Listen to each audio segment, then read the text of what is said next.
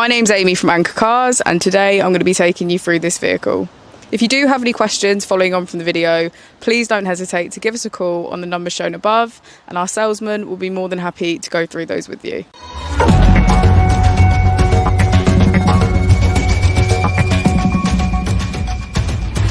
Today we have the 2020 Ford Puma.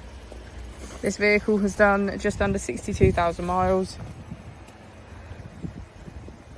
It has a manual transmission and a petrol fuel type.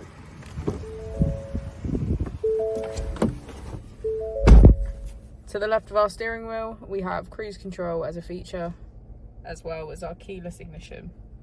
And on the right, we have voice control.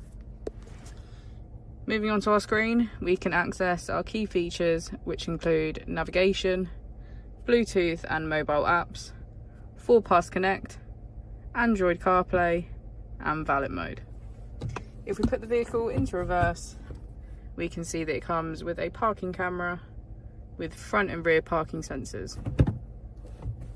Just below our screen we have our AC, and if we press our mode button we can switch between our 5 different driving modes: normal, eco, sport, slippery and trail.